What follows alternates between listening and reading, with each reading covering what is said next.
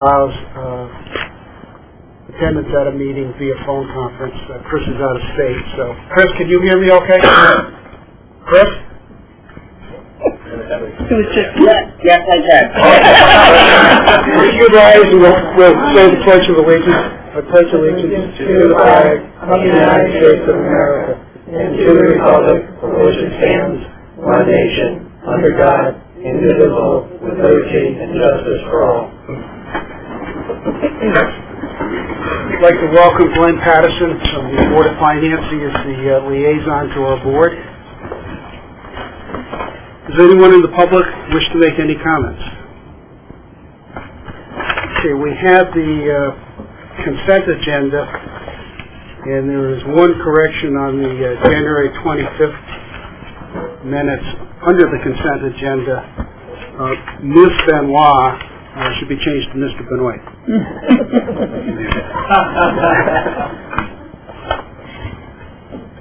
Are there any other additions or corrections on the or questions on the consent agenda? Could I have a motion then for its approval? A second? second. All in favor say aye.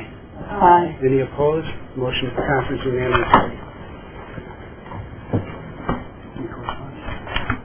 There's no correspondence, so we'll move right to the superintendent's report.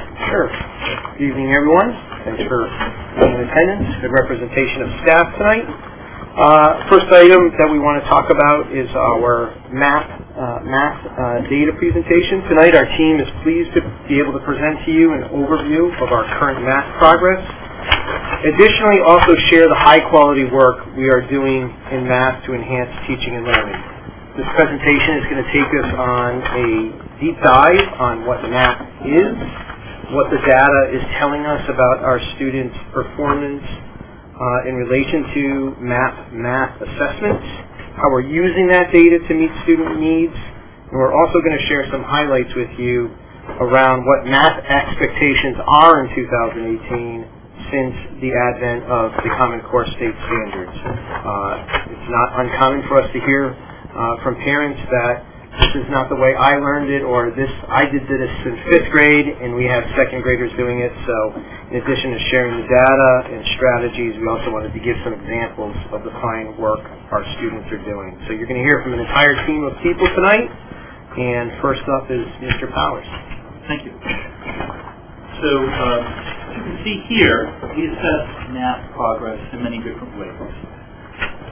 You can see from the slide that we look at formative, which means testing along the way in, say, a unit.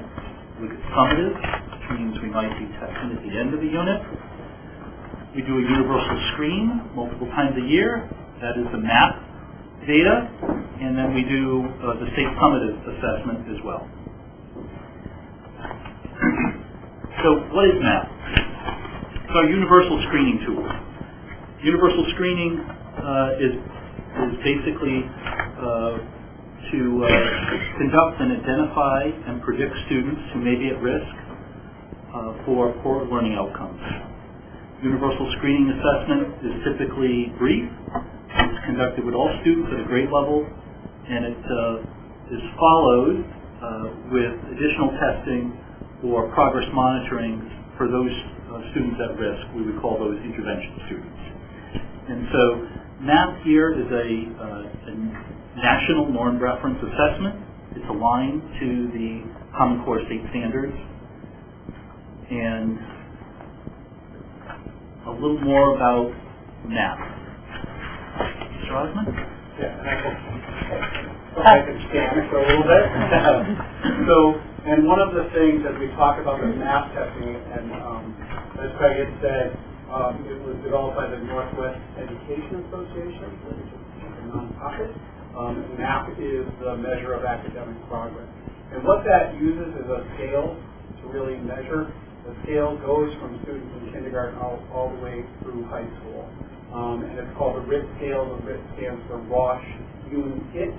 So it's not like it's a strange little acronym.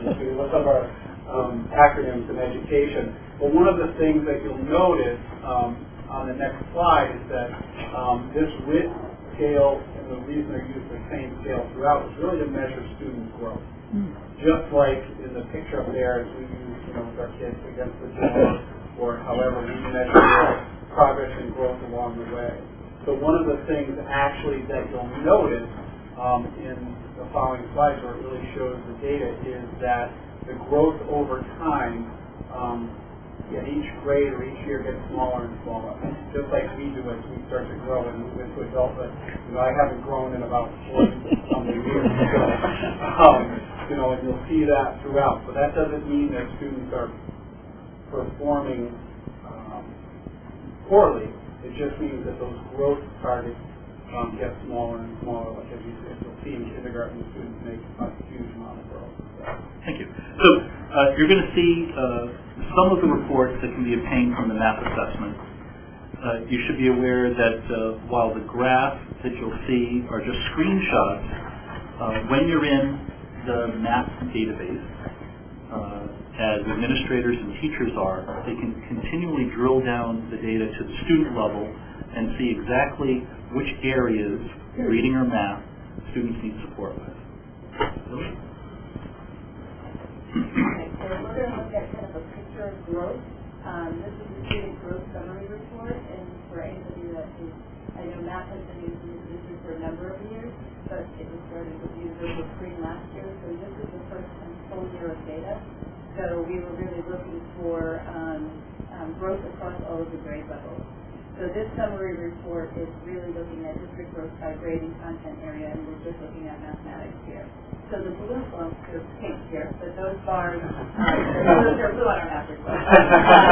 The pink bars actually represent your Waterford students. So what is the amount of growth that they achieved at each grade level? So K through 9, which we have the information for. That diamond is comparison to schools nationally across the United States. So what is the expected growth? So MAP will calculate what is the expected growth based on that normed assessment, and then where are your students performing. So those bars will show you exactly where your students are performing. Just as Mr. Austin was saying, you'll notice from kindergarten it kind of steps down because as the standards get more rigorous and instruction gets harder, the amount of growth gets smaller and smaller as that goes down. So just to take an example, we can look at grade 6. So you'll notice our students last year gained 11.3 points, and the next graph will show you the additional data that comes with it. But 11.3 points, which is that and then the diamond in there is 8.3. So we actually had above average growth in grade 6. If you look at grade 3, we're kind of like right on the line, and we're probably average student growth for the nation. So right where that bar, you kind of want to look at what that diamond is. It gives you a good picture of your district, and then allows you to kind of make decisions moving forward. And we can drill into this data much deeper, but I think the big shift is that we're really looking at growth from test period to test period. So the next slide. So Joey, on this one, it's all of our schools are in that third grade, but you can get it by building, you can get it by classroom. You can get it by building, by classroom, and then you can also break it down by gender, ethnicity. Yeah, I saw so that. You can look at But this is all Waterford. all Waterford Okay. students. And some of the work that we do with the coaches is really drilling down to see if there are subgroups that you really need to look at, or if you see a grade level that's lower, is that across all schools? Is that in one school? So you can look at whether it's curriculum, whether it's instructional or curriculum. And really, do they also break it down into categories like fractions and things like that? So you could say, and along those lines, did we have any particular area where in the elementary school we were, not doing well on measurement or fractions or anything like that? Did anything stand out? There's four different areas. So there's numbers and operations, there's geometry, there's measurement and data, and operations and algebraic thinking. So you can kind of break it down into those four. Typically in the winter what you find is sometimes maybe the geometry or the measurement isn't there, and that could be they just haven't gotten to that yet. So we're working on how to kind of infuse those skills a little bit earlier so that as they're taking the math test. But to answer your question, Marcia, so we're seeing like there's something within our third grade that we need to look at the curricular issues. Yep. And I do have the math coaches kind of looking at that Right. and doing a deeper dive. We're not seeing in those four buckets dramatic losses in one area, but It's general. later Yep. how certain kids might need certain extra help in certain areas, and we can really get cluster reports. We'll show that. Now, Does this make you a victim of your own success? If you look at grade 6 and then grade 7, you've got good growth above the average in grade 6. Does that doom you to be below in grade 7? Because people are already up at a certain point, so they're not going to grow as much. Well, they're not Well, going I'm to grow misunderstanding. as much, but no, I don't think so. They're two different groups of kids, Right, so. and so within that, I think we have all those individual students who are all at different levels. So all of those students, so maybe a student who's performing at a lower level, has a different growth target than say a student who's performing at a higher level. We're adapted at the different baselines for each kid. So we're getting at stuff. And I That's think the interesting. important point to mention, especially, so the K-1-2 test is a little bit different because the students can listen to it. So grade 3, now they're kind of taking more ownership and responsibility. They have to read those questions. And so that can be a little bit of a shift as well for them to kind of adapt to that throughout the year. can I just ask you another question about those 4 categories? Are they the same throughout, all the way through 9th grade? They are. Okay. But the skills within those categories do shift Sure, along with the Common Core. sure. So we're going to show you some examples because there's a whole continuum of learning that shows where the students are within the standards. So this allows you to see, like, say there is a problem in one grade, how does that follow them through to other grades? Are you able to kind of see those sort of trends, or is it the way the numbers? I think, but I mean, I assume that's going to be the goal over time, is sort of. Right. And I think as well as the elementary, I want to speak to middle school, but we're really just getting to understand the tool and the assessment of all of the different things that we can pull from it. So we're in that learning process as well as far as how to better use this tool and this data to help us guide instruction and also intervention. Right. Just one more thing. The hope is that we can identify gaps. So when the Common Core came in, it pushed down a lot of the curriculum down into the lower grades. So things that might not have gotten covered in 4th and 5th grade now being covered in 2nd and 3rd grade. So there's kiddos in middle school and some in high school who there's going to be some gaps where the curriculum changed along the way. And this will at least break it out for us, at least in 4 different areas to see, by kid, where the gaps are and how we can fill those in, whether with intervention or additional classes or whatever. I think in a couple of slides, Mr. Sachs is going to really show how we drill down classroom, looking at a classroom grid, all the way down to the individual student level. To answer Fred's question, though, if we saw the same trend over and over, it's an instructional issue. So. Yeah, that's what I was wondering, because if you see it in one grade and it kind of just stays there, then it's probably curriculum or something that needs to be tweaked. But if it follows them through, then maybe it's something that's all working.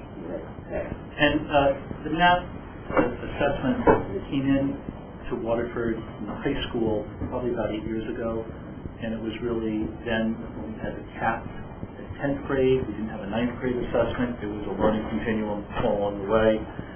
It migrated down to the middle school about a half dozen years ago, and then, as Billy stated, we made it now a kindergarten through 10th grade universal stream 3 times a year. In 11th grade, it's really with the intervention students who may not graduate as a way to monitor.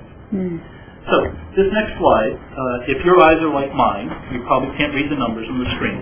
So what I'm hoping to convey by this slide is that we can now see all sorts of data, like what's the average RIT score for the grade, the class, the student, the standard deviation with that score, so we know you take it on a good day or bad day, what it would be, the national percentile ranking, the observed growth, which is really what's here, and also the expected growth if the kids keep along this trajectory. Of note, grade 2 on this graph, the achieved or the observed growth was at the 92nd percentile, so far higher than the national average. And again, this data is really showing more growth than achievement overall. Next one. So we wanted to kind of do a couple of steps. We can run these reports in a number of ways. That's typically recommended teachers to know spring to spring, we can go fall to spring as well. So we did a good good for winter, just based on the amount of time that we've been using it. So we notice kindergarten is there. We don't start testing kindergarten until the winter. Technology skills are in fall. So you'll notice we have kind of grades 1 through 6, and you probably are asking, why don't we have 7 and 8? So there's two versions of the math test.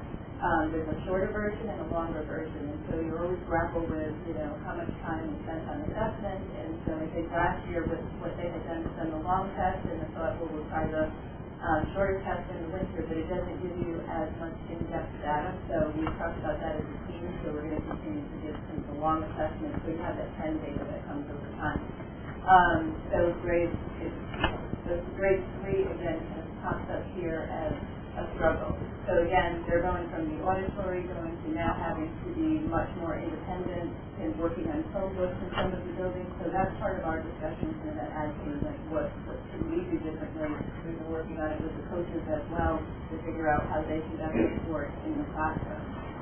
But overall, grade 2 is kind of above national norms, and otherwise we're probably right in line with national norms in terms of school national norms. So when you look at this, what you're looking at, so if you take the first grade bar, that's how they did from the middle of kindergarten to the middle of first grade. That's a cohort of kids. I was just going to ask, Yeah, these are cohorts. These are cohorts, so this First is... graph we showed was just last school year. Right, okay. But this is across the school year. Correct. So this is Johnny from kindergarten to First first grade. Exactly. Okay. Wow, what a powerful tool. It's amazing. And to really drill down into the individual reports. Because we did have missing data for 7th and 8th because we were looking at the short form and seeing if that was the most efficient use, and we are now going to the long form. This next graph, Tracy can explain. Yeah, so again, because as math has evolved over the years, the amount of information that you can get from it has also evolved. Our understanding of all that data has grown as well. So we have learned that the longer version is much more powerful for us. So the data that we can provide for you right now is the fall to the winter. So it's this school year. We don't have that middle of school year cohort for you now, but certainly the middle of the spring. And actually we can run spring to spring.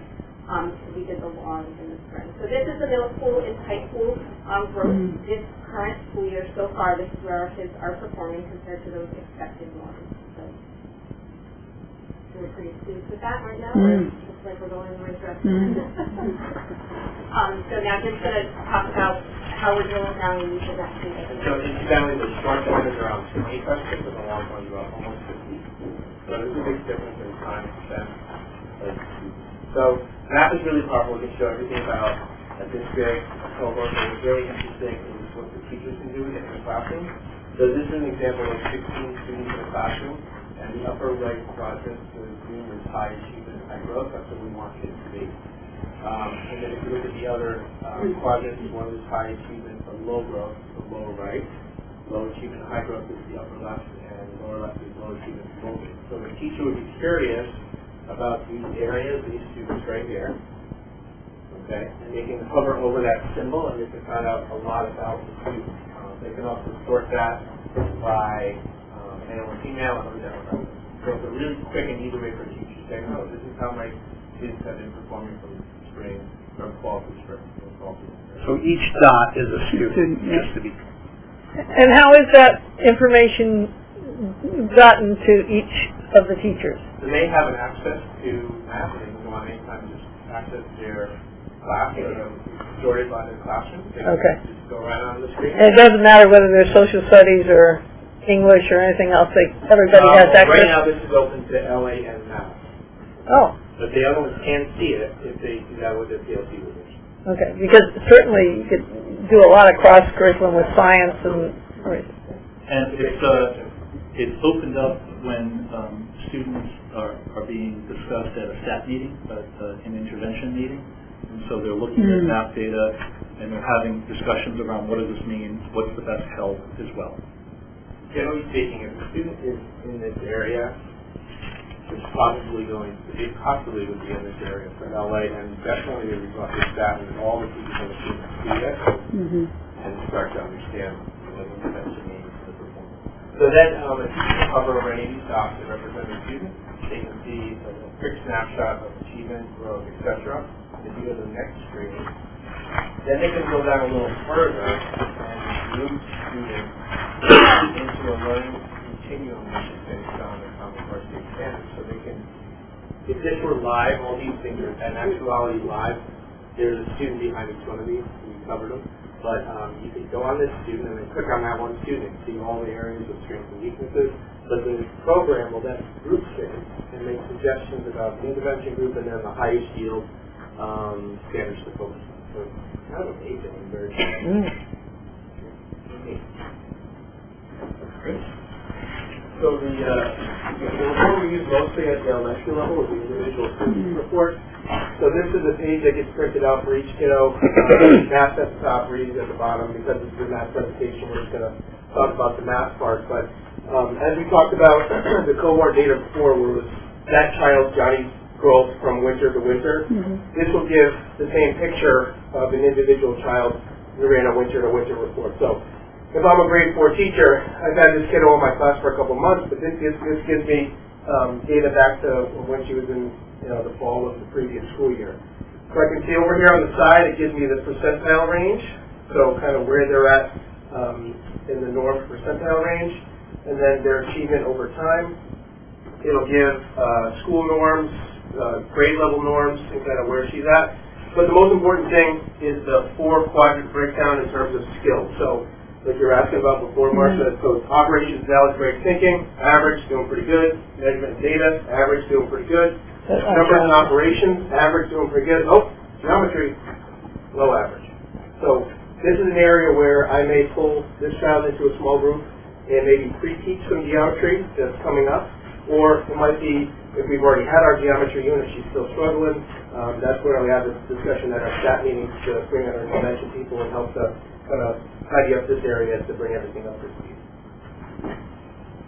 Are the results based solely on your answers? So it's my understanding this is an electronic assessment. Yes. So is there any influence on their behavior behind that answer? For example, how long it took them to answer the question, how many times they changed their answer, did they require help? Because it's not just the result that is important. There's some qualitative learning. There's definitely it's a huge discussion when we talk about some of this data, when we talk about kids, especially at our STAT meetings. So I'm smiling at Sue because she's our intervention teacher for reading. And it tells us how many minutes it took each child to take the test. So the 12-minute kiddos, we're saying, okay, this is probably using a valid response, and we can actually have them do it again. It also shows the time that they were idle. Oh, that's interesting. Wow. Because we were just having a conversation this morning at our SRBI meeting regarding a student that completed the test really quickly, yet had a lot of idle time. Sorry? Into a profession or maybe evolving to that. So it's computer adaptive, so if they get a challenging question correct, it gives them an even more challenging question. If they get incorrect, it gives them something a little bit less challenging, so it really moves as they answer the question. It's all multiple choice though, so there is no, they're not showing their work on the page. So it could be a guess. It could, but if you look over time, I mean, a year and a half of guesses, that's pretty, right. You do see fluctuation though. As you know, elementary kids like, not feeling well, that might impact the score one day. Sure, have breakfast. Better idea of where they're at. Again, to my point, if it took them 12 minutes to complete the test, it could have taken them 11 minutes to answer one question. So it will help identify exactly what part of the curriculum they're struggling with. So I would like to be the person that developed that. And I think that's really where the analysis needs to go, not just just We there? also talk to the teachers about really active proctoring when they give the text, so teachers are walking around so that if they see the kids really clicking, and we know they're not reading the questions, they can be told, remember to slow down, or if they're sitting there staring at the questions. Are they allowed, In their thoughts, so that's part of our Smarter Balance preparation too, is teaching the teachers how to. are they allowed to have their smartphones with them? And they can take breaks as well. They don't have to do their and sit and take a whole test in one sitting. So we do allow for that students where it might take them a little longer, wherever where they can come back again, they can pause it and come back to it as well. So. And computers know that. Yeah. So it would, Yeah, you could pause the test for them, they can see if you have a higher dose in the middle. And I think for all the reasons you just stated, that when we look at a snapshot of a student, we're looking at all 8 or 9 assessments that Craig went over on the second slide. This is one, and it's very powerful, but to get at those things, did the kid guess? Did they fall asleep? What happened here? It's looking at it with our curriculum-based assessments and all those other data points.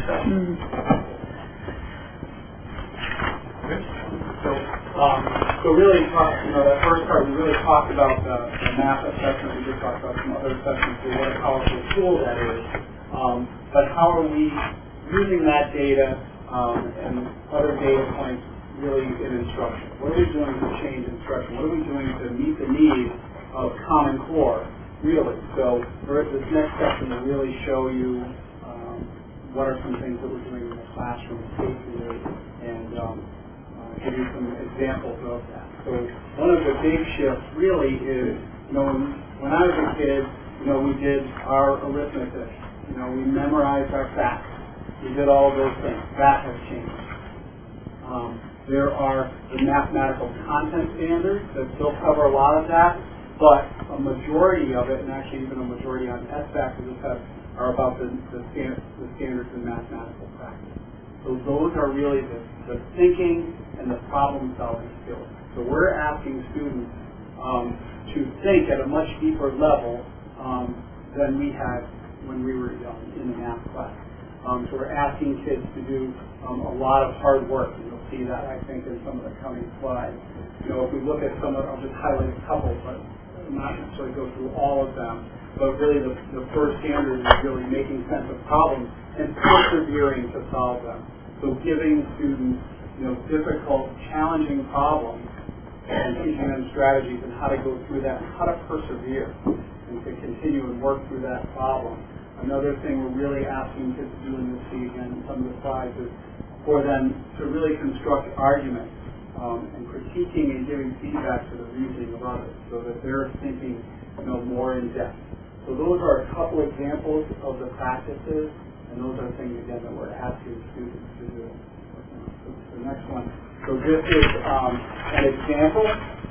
We have kindergarten students who are working in math workshops. We're really moving to and utilizing the math workshop model, just like we are with reading workshop and writer's workshop.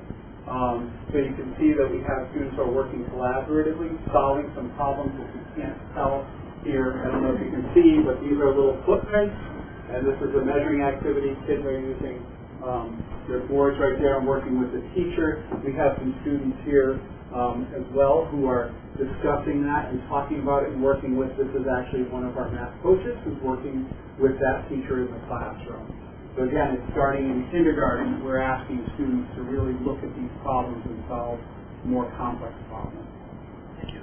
So I think in transforming the way we're doing delivering math instruction, the students are really pushed to work in groups and collaborate, as Chris was saying. So if you want to look at kind of the post-it note that was from a student on one of the lessons, and that's really about teaching them to give purposeful feedback, kind of analyze student work of their peers, and then do purposeful feedback, and then for the kids to really talk about that and have discussions about that. The top slide is 2 4th grade students, kind of hard to see the picture that they're really working on explaining their thinking in a fractions lesson, and then defending their answer, and then their peers have to agree, disagree whether that answer was correct, and they can give them feedback. in the corner on this side are grade 2 students, and that was that percent.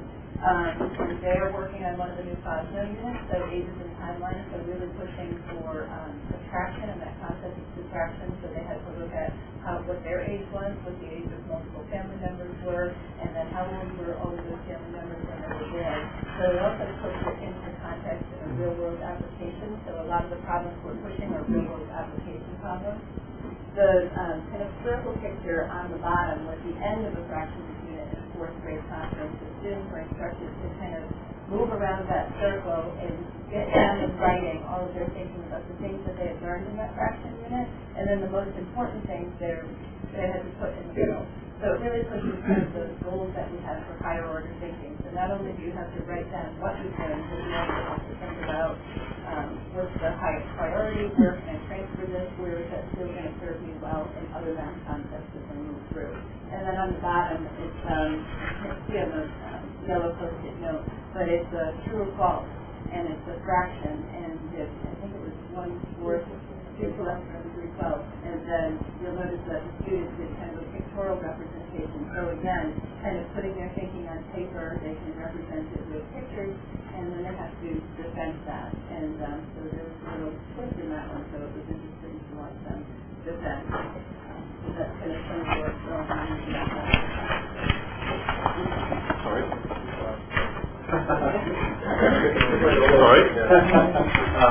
So we wanted to show you a couple examples of, this is a grade 3 word problem.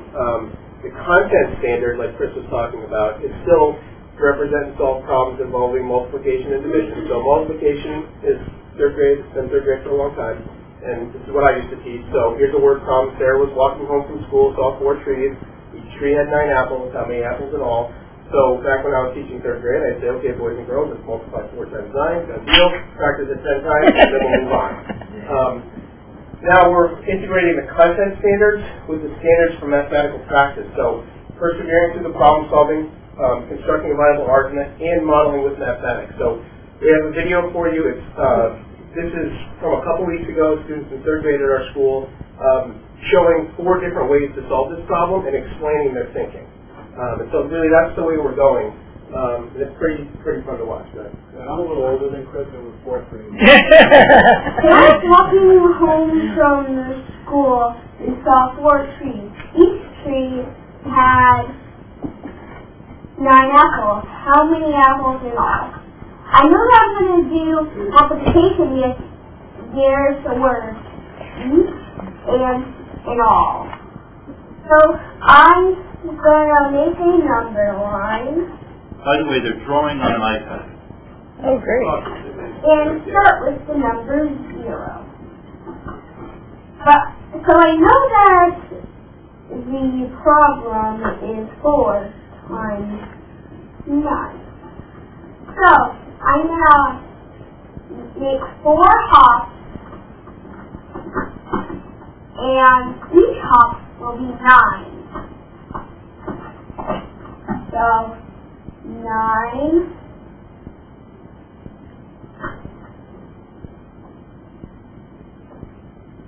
18 27 and then there is 36. Use equal groups to find others.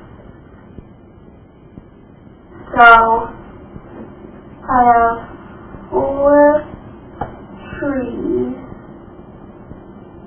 with 9 and 1, 2, 3, 4, 5, 6, 7, 8, 9. That's word. Thank you. Like the Olympics. Crawling? Yeah, crawling. I know the answer. So 4 times 9 equals 36. Or I can do 9 plus 9 plus 9 plus 9. Yeah. 6. So I'm just So, And because they're drawing it on the iPad, probably drawing the 9's a little funny. That's okay. well, Are these school iPads or are these for kids? I'm going to do it 9 plus 9 plus 9. I can do it 4 plus 4 plus 4 plus 4 plus 4 plus 4 plus 4 plus 4. So I'm just going to do it 9 plus 9 plus 9 plus 9. So 4 times 9. And that's a lot quicker than So I'm just going to make 4 little circles going down. And then I'm going to make 9 little circles, 8 little circles next to that one circle. 1, 2, 3, 4, 5, 6, 7, 8. And so that brings me to 9 circles. 1, 2, 3, 4, 5, 6, 7, 8, 9. And now I'm just going to do 2, 3, 4.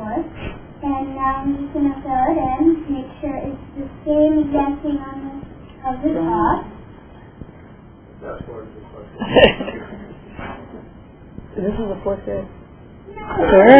Third grade. Amazing. I know.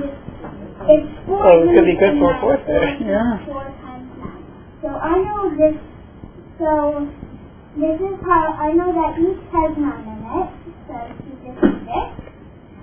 And now I know that 9 plus 9 is 18.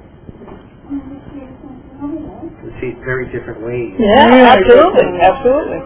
Add them together, and that would be, so I just take the 1 and the 10 and the 10, that would be 20, and then the 8 and the 8, and that would equal 16. So I just decompose the 16 into 10 and 6, and that would be 10 and 20, and that equals 30. And then I just added the 6,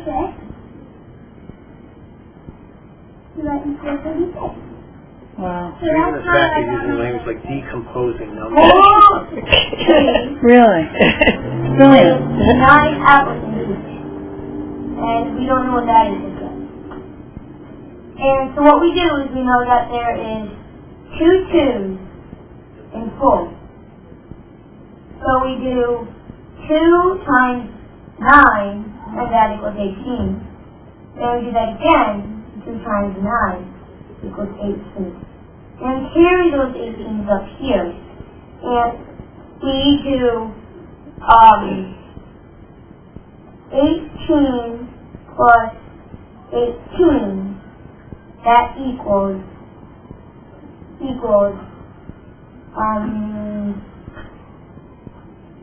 20 and 16. 20 plus 16 equals 36. And there we have it.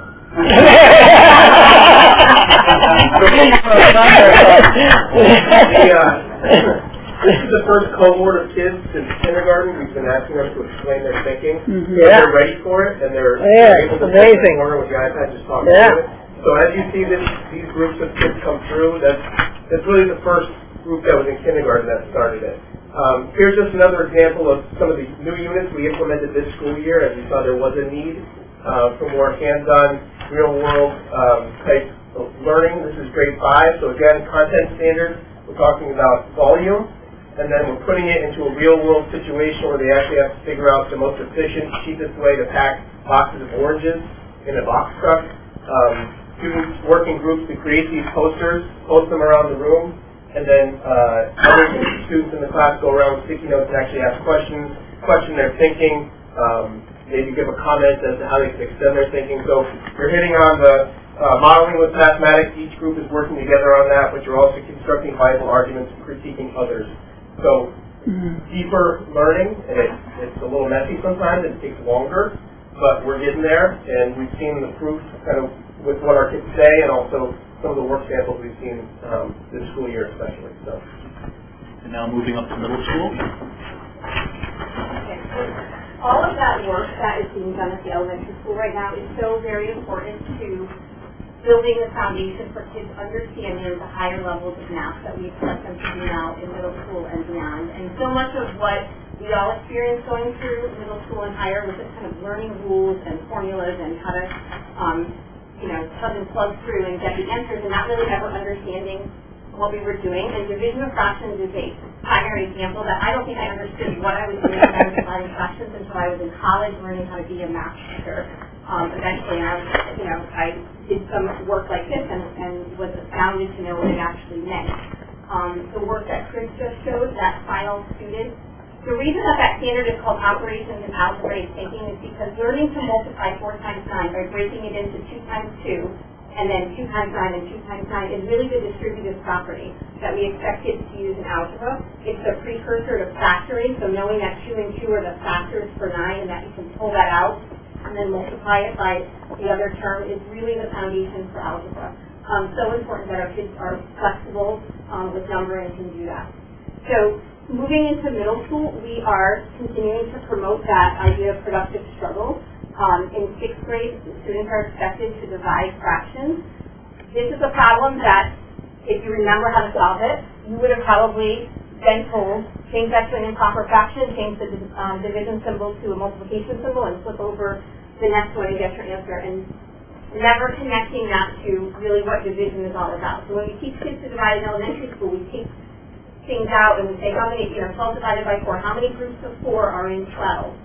How many ways can you break apart 12 into 4 groups? So that is the same question. How many 1/5 are in 2 1/3? And I don't know if anybody ever asked me that question when I was learning how to divide fractions, but that's the kind of question that we ask kids to do. And so what you're going to see in this video is a kid trying to figure that out using their number sense before they've ever seen this. So.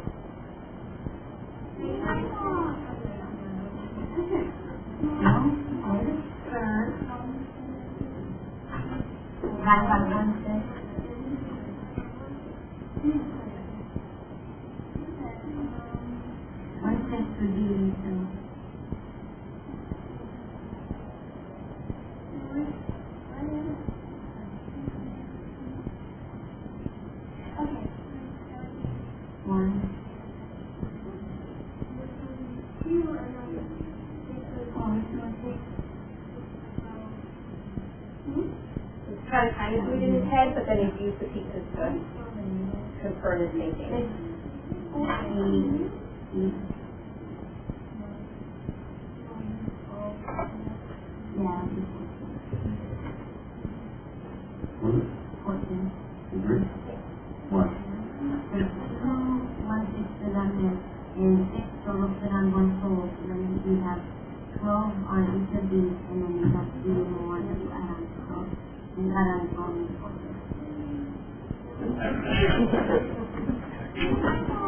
So another way to also think about that first problem, in light of the way we're teaching it now, is it was very clean and easy to teach it by just saying multiply by this. It's really easy to do for everyone. The learner, it's like, oh, that's a simple way of remembering it. And for the teacher, it's really quick and easy. But really true learning, that's the thing. Where was the struggle and where was the application? So Chris had mentioned it's messy sometimes, but that's where the mathematical thinking is. If you could just on that for a moment. Because I know we're probably running out of time, but I did want to just point out that the answer to that problem is 14, and there's a lot of great discussion points to have about why the answer to that was bigger than anything that was in the problem, which again is opposite of what happens when you divide with whole numbers in elementary school. So even in middle school, it's really important that the kids have access to the hands-on. It's manipulative. Then we move down to the pictures. 1 1/2 divided by 3/4. You can see a student making how many groups of 3/4 can you make out of this. This is 3/2 divided by 2, and what you can see this child did, the 1 1/2, he started to split this in half, and in a class discussion, a teacher would have said, well, how could you keep going with that? Because one other way, instead of doing 3/4 and 3/4, is to take half of this and half of this, and you get your 2/4 and your 1/4 there. So there's so many ways, to get to the same answer. And then, of course, we give them the rule, and I want to say one more thing about the rule, is that the rules that we give kids are so limited in the problems that they work for. So the rule of keep, change, flip, that I hear kids use all the time. Keep the first fraction, change the symbol, flip the second one. doesn't work as soon as you introduce a mixed number, because you can't, the rule that we teach about multiplying is that you don't keep it like this, you change it to an improper fraction. So that's the trouble with not teaching them what these problems mean and just relying on the rules. In 7th grade, we are also looking at new units of instruction. This is one that is linear equations, and I chose to highlight this one because this is algebra 1 thinking that is expected of all of our 7th graders right now. So this is a problem that would be posed to kids in 7th grade where they're looking at 3 different lines on a graph, and they have to answer all these questions. And these questions get to what is the number of dollars per kilometer each sponsor pledges to walk-a-thon scenario. That is the question about slope. So instead of saying what is the slope of line A, in the context, what is the number of dollars per kilometer, teaches kids that slope is rate. What is the point where the line crosses the y-axis? What does that mean? Well, that's the flat dollar donation. That's a y-intercept. So in y equals mx plus b, they're taking the very basic foundations of linear equations and putting it in a context where 7th graders can make sense of the algebra. So in order to get kids to work and think through math like that, it requires a lot of professional learning on the part of our teachers. We are transforming the way that math is being taught, and we're kind of rising to meet those challenges and Common Core standards. So to do this well, we all need professional learning, and we're really fortunate in this district, and Craig's going to talk a little bit about some of the professional learning that we've all received. But that professional learning really kind of is pushed through with our team of instructional coaches who are, I would kind of refer to them as like boots on the ground. So they're taking those CDs that we do as a group, and then they're getting in the classroom to really push in that embedded instruction each and every day. So it's really valuable because they're helping teachers to work with teachers to analyze the data, like we talked about earlier, to plan instruction, to have a debrief after the lesson to kind of see how it went and to look at that student work. So it's a big part of what we do with professional learning, continuously and continuing And following along that, you can see that we're focusing our learning on teaching thinking rather than just teaching the skills and strategies in math to form computation. So it's really thinking in math. And that instructional shift requires professional learning of our teachers. So here's some of the national speakers that we've had in to Waterford on the topic of math. And of course, they're great one-day workshops, but really to make that embedded into what the teachers do every day, it has to be followed up and reinforced, and that's done with our instructional coaches to provide that individual professional development along the way. And so with the blended approach of having really key speakers in, and then kind of coaches along the way, I do think that we're moving forward in, we didn't talk about literacy, but in literacy and university. So, any questions? Thank you very much. Very excellent presentation, very informative. Thank you all. We will see you in 20 years. I want to thank our team. They obviously put a lot of effort into not only preparing this presentation, but on a daily basis with our teaching staff, really getting kids to think in different ways. And it was simple, but just even how a student computes now 18 plus 18, looking at it as 10, 10, 8, and 8 is completely different because we were all taught 8 plus 8 is 16, put down 6, carry the 1. And it's different. And it's... If we ever get to the metric system, it'll make sense to everyone. We're the science teachers. We will keep you updated as we continue our high level of work in math. Tom, anything else under superintendent's report? Sure, just a couple other comments. I want to thank Clark Lane for the excellent work on the walls, but also on the edge behind you. Their pottery does look good enough to eat. It really is amazing. I just wanted to provide the board with a brief update on the Oswegatchie principal search, which is a position we'll need to fill for July 1. The job has been posted and publicized around the state. We have sent out faculty surveys. We have sent out parent surveys. Craig and I held a faculty meeting with the Oswegatchie staff to inform them of the process and solicit members for a committee. That committee is forming. And applications are starting to roll in. So we will keep you apprised of that process. Just a couple other items of note in terms of the district being in the news in a good way. Waterford High Art Department was on Channel 8 the other day for their work around making art for other students. It's a self-portrait project where students who live in other parts of the world and don't have all that our students have. Our students, during the course of their art project, make portraits based on a photograph of a child in another country, and we ship those. It's amazing. I sent out the link, and if you get an opportunity to watch it, it's well worth it. And we had an Oswegatchie student on Channel 8 the other day for a project that she did with a local business where students wrote poetry that went inside pizza boxes. I saw that. So, it's on Facebook. Yeah.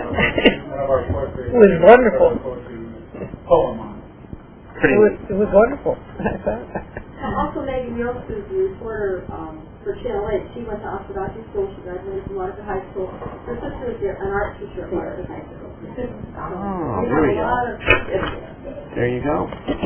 Hey, congratulations to our high school girls basketball team. They won the ECC Division II championship last night. Congratulations to them on a hard-fought game and a great season, and they're off to the States. Our boys are playing right now in the first round of the ECC tournament. Brief strategic plan update. A team of about 20 teachers and administrators yesterday participated in a full-day workshop. Well, not really a workshop, a work day of initiative mapping. It was an exercise where we put down on paper every program and initiative that we possibly could think of, and we to see what exactly are we doing and put it into some context, and we mapped those against criteria such as is it having an impact, what's the current level of performance of that initiative or program, what's the level of resistance, if any? What's the level of effort required to do that initiative or program well? And is it aligned to board goals and our strategic plan?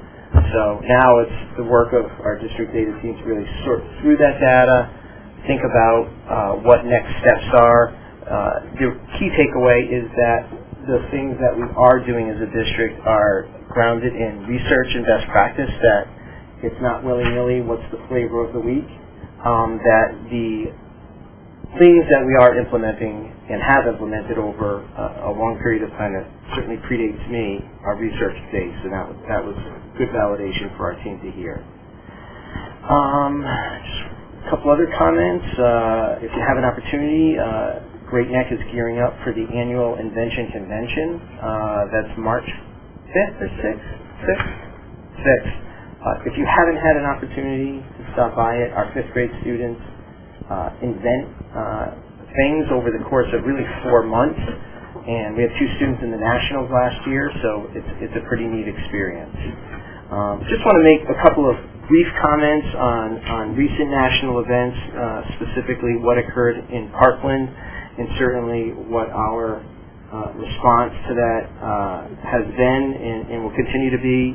One thing I think we're all proud of in our district is we are proactive. We do have many programs in place to meet students' needs, but certainly since that event, I've been in regular contact with the chief to make sure that our school security is where it needs to be. We don't wait for things to happen. I shared with you we applied for a school security grant for a particular security issue at one of our schools this past fall. We received that grant. We'll be dealing with that this spring. But certainly we do have students upset by these events, and we're fortunate to have a school psychologist and a social worker in all 5 of our schools, which, to be able to deal with situations like this. On the proactive side, as you know, the middle school implemented Say Something last year in the Wingman program, both out of the Sandy Hook Promise Foundation. Elementary schools are kicking off another Sandy Hook program this year called Start With Hello. And I know through middle school and high school advisory over the last week, we've been engaged in these discussions with students. So we have a few parent calls and inquiries, and make sure everybody that we're on top of it and doing what we need to do to keep our kids safe. Mm-hmm. Thank you, Tom. Any questions? Okay. Do we have a policy if the students at the high school choose to do a walkout? So we are meeting to discuss that, to talk about that. There are a couple of national dates coming up. Yeah. My goal with our team... Tom, can you just speak up a hair so I can hear that piece? Sure. Thank you, Chris, for letting me know that. So I met with Mr. Hauser this morning because that would be the most likely place that our students would have a sense of activism. But with that said, we are meeting as a pre-K-12 administrative team next week to discuss this. But I think students having a voice are important, so we are going to work with our student body to make sure that it's meaningful for Waterford. So, more to come. Any other questions? Thank you, Tom. You're welcome. Committee and other reports. Policy Committee, Marcia? We went over, we had our meeting on the 12th and the 15th, and then we went over the Board of Education bylaws and the non-discrimination for community personnel students, and reviewed the deletion of policy 6159.1, paraprofessionals, due to redundancy, and decided to pass all on to the Board of Ed for final review. Thank you, Marcia. Jody, Youth Services.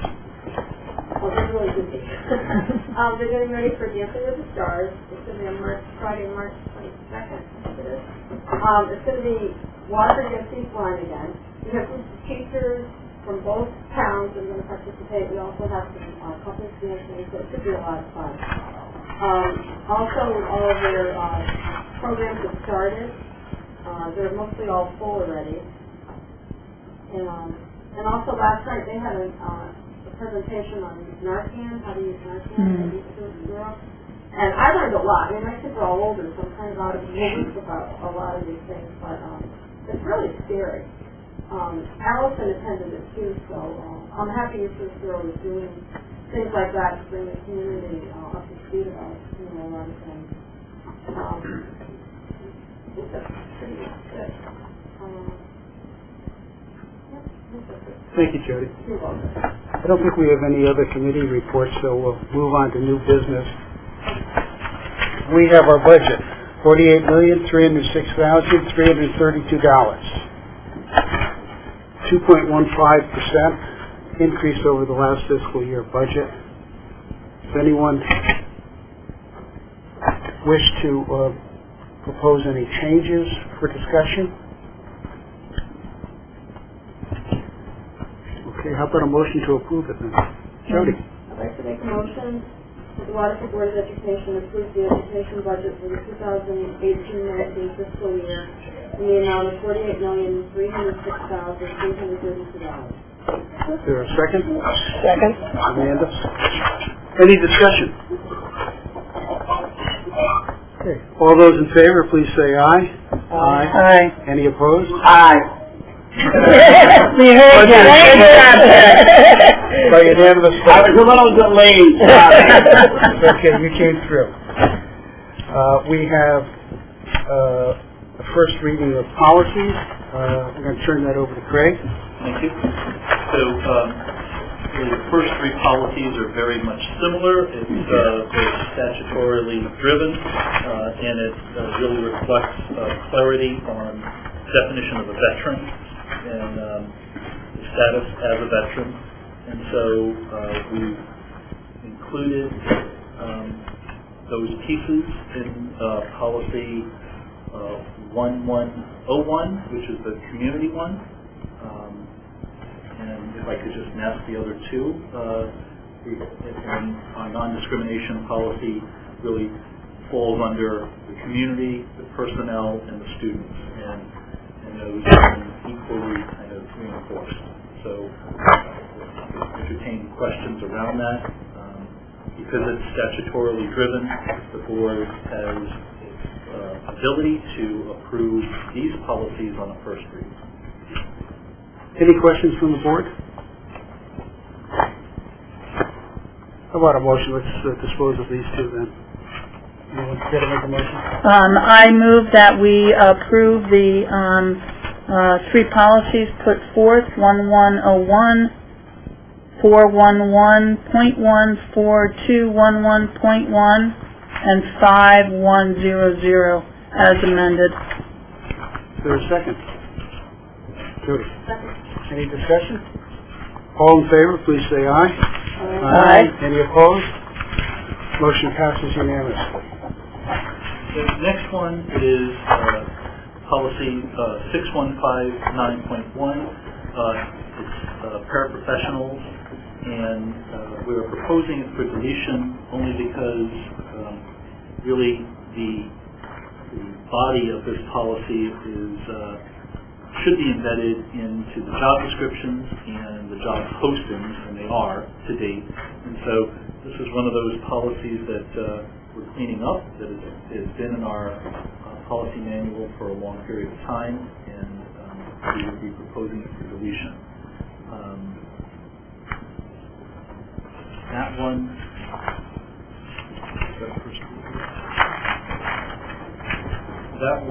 for deletion, I think we can do as well. Yeah, Could. so we could if the board entertains that. Any questions from the board? Would it be in the parapro? Would that be what you So in our job descriptions, we delineate what we would need, and that would be really the equivalent of an associate for the parapro test. And because it's articulated in a job description, it doesn't need to be codified in the policy. Any other questions? Pleasure of the board is, by way of motion. I'd like to move that we approve policy 6159.1 on paraprofessionals. Excuse me, delete it. Delete. Right. Is there a second to that? Thank you. All in favor, please say aye. Aye. Any opposed? Motion passes unanimously. The next is bylaw. So it's bylaw 9132, and it's around board committees. And so the real change is the standing committees. So the purpose of this policy is to determine and to set in place the standing committees for finance, policy, and for residency and transportation,